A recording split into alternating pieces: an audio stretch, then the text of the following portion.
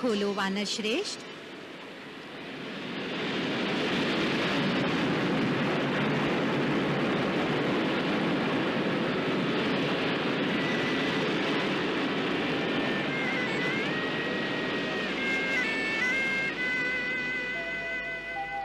गरज रह्यो गंभीर ये सिंधु अपार अथाह, पाछे फिरे तो मृत्यु है, आगे दुर्गम राह।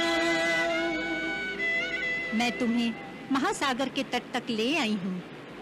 यहाँ से देवी सीता तक पहुँचने के लिए तुम्हें महासागर पार करना होगा, तब तुम्हें सीता का कुछ पता लगेगा। भगवान तुम्हारा ये अभियान सफल करे। अब मुझे बद्रिकाश्रम जाना है। कल्याणमस्तु।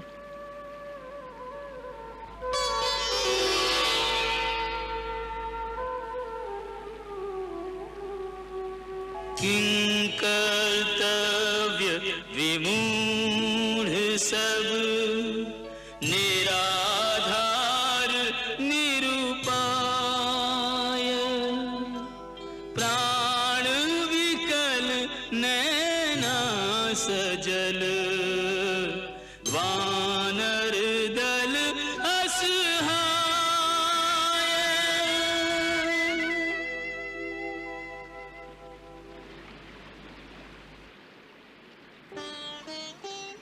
कूप से निकले आ पड़े खाई में। पहले दुर्गम वन में भटक रहे थे, अब अथाह सागर की लहरें गिन रहे हैं। लगता है सीता माता की सुध लेकर लौटने का यश विधाता ने हमारे भाग्य में नहीं लिखा है। वानर राज सुग्रीव ने सीता माता का पता लगाकर लौटने के लिए पूरी 1 मास की अवधि दी थी। सो ये मास यूं ही व्यतीत हो गया और अभी तक तो कोई सूत्र हमारे हाथ नहीं लगा। मानो इस अंधे कूप में ही हम टक्करें मार रहे हैं। राज आज्ञा का पालन किए बिना हम निराशा साथ लेकर जाएंगे तो अपराधी माने जाएंगे, मृत्युदंड के भागी बनेंगे। मैं एक राय दूं? हाँ बोल भैया, तू भी अपने मन की घुंडी खोल ही ले। प्राण गंवाने से अच्छा है हम सब जान बचाकर उस तपस्विनी स्वयं प्रभा वाली गुफा में छुपकर बैठ जाएं। कैसे स्वादिष्ट फल थे, कैसा मीठा जल था, कैसा शीतल स्थल था। धत कायर कहीं का, भूल गया उस तपस्विनी का कथन कि आज तक उस गुफा से कोई जीवित नहीं लौटा। इस बुद्धू वानर की बातों में समय न गवाएं। ये लक्ष्मण के तीखे क्रोध को नहीं जानता। लक्ष्मण के बाण बात ही बात में गुफा को विधीन करके पत्ते की दोन की भांति छिन्न भिन्न कर सकते हैं। लक्ष्मण के तीर हम सबको चीर फाड़ करके सीधे सुरधाम पहुंचा देंगे। तो हम सब लोग क्या करें? मैंने तो निश्चय कर लिया है। मैं आप सबका नायक बनाकर भेजा गया हूं। मैं इस अभियान में हार गया। हारे हुए नायक का लौटना धिक्कारजनक है। उस अपमान की अपेक्षा में यही उपवास करके प्राण दे देना मैं उत्तम समझता हूं। मैं यही मरणांत उपवास करके प्राण उत्सर्ग करूंगा। आप सब गुरुजनों को मेरा अंतिम प्रणाम। आप सबको मैं अंतिम आदेश देता हूं। जामवंत जी और महावीर हनुमान जी के साथ आप सब वापस किष्किंधा लौट जाएं। ये कैसे हो सकता है युवराज अंगद? हनुमान जी, आप इन सबको समझाइए और अपने साथ लेकर जाइए। असंभव। युवराज अंगद, जिस अभियान पर तुम्हारे नेतृत्व में हम सब साथ आए हैं, उसमें जीना मरना जो कुछ भी होगा सबका एक साथ होगा। हर पथ पर तुम्हारे पीछे चलना हम सबका कर्तव्य है। हाँ हनुमंत, हम सब कुमार अंगद के साथ इस अनंत सिंधु के पावन तट पर प्राणांतक अनशन करेंगे। राम प्रभु के काज यदि प्राण विसर्जित हो, सद्गति को या से सुलभ मार्ग और न को। सद्गति को या से सुलभ मार्ग और न कोई।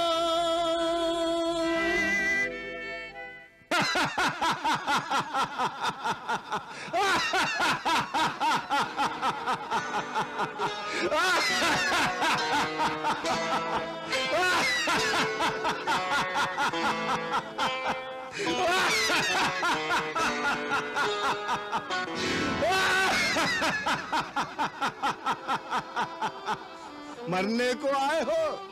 कितने आनंद की बात है। मैं कब से भूखा बैठा हूँ।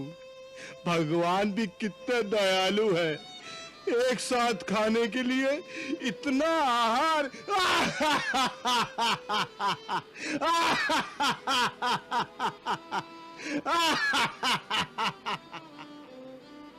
एक एक करके मरना मेरे भाई। जो जो मरता जाएगा मेरे भक्षण के काम आएगा। मेरे कितने मास बीत जाएंगे। मरो मरो, जल्दी जल्दी मरो।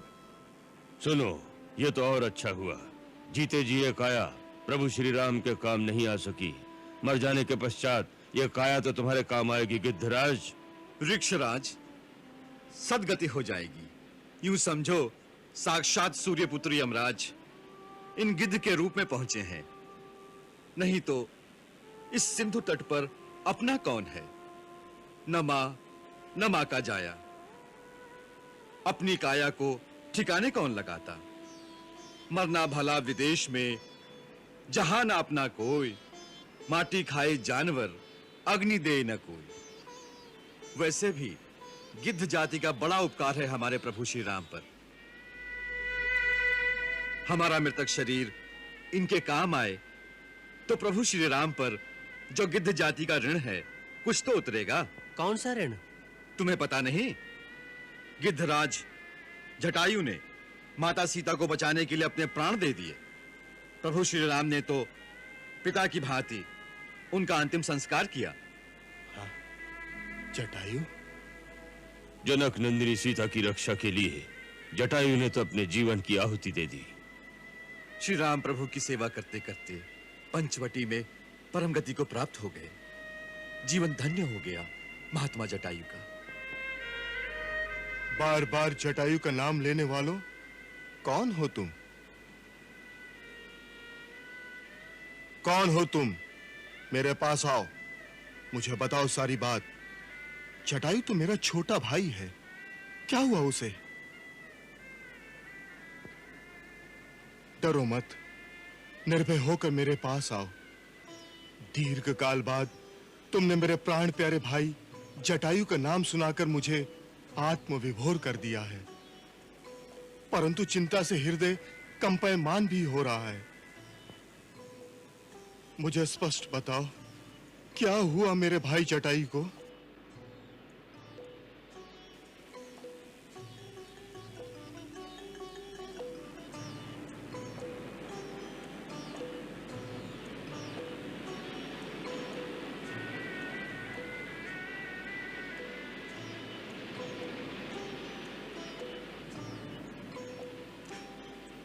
आप पुण्य आत्मा जटायु के भाई हैं।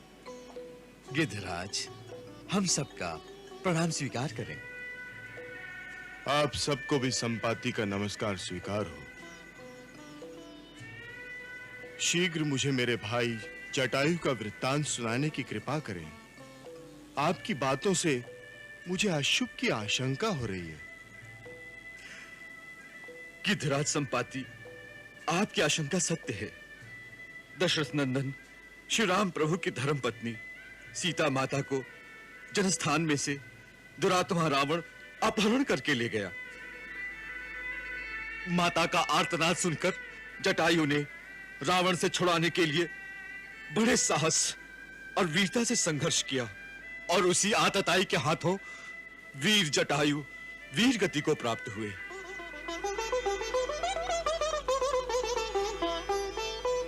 स्वयं श्री राम प्रभु ने वहां पहुंचकर अग्नि संस्कार किया। मरते मरते जटायु ने ही सीता माता के रावण द्वारा अपहरण की बात श्री राम प्रभु को बताई।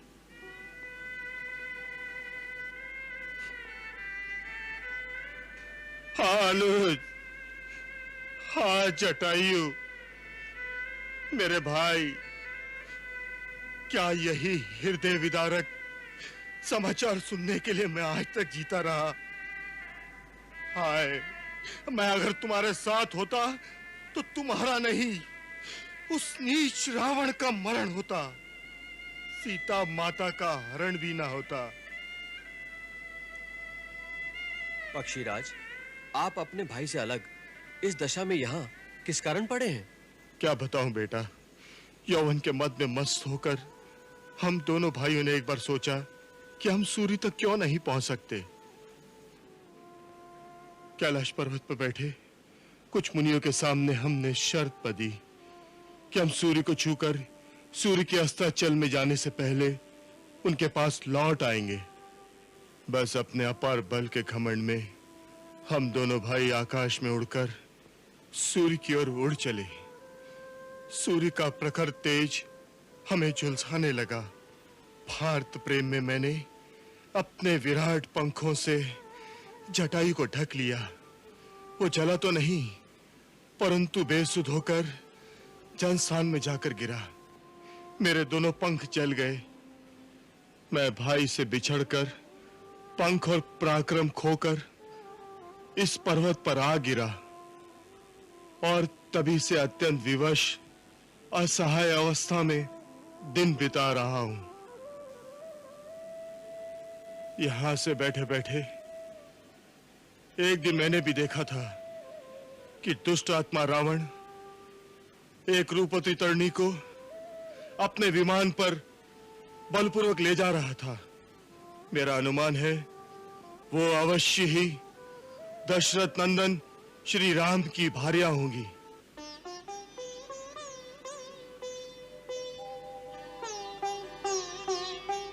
मैं क्या जानता था कि आदिताई मेरे भाई को मारकर जा रहा है। हाँ पक्षीराज, निश्चय ही वो माता सीता थी। क्या आप आगे का कुछ पता ठिकाना बताने की कृपा करेंगे? दूर देखने के लिए गिद्ध दृष्टि सुप्रसिद्ध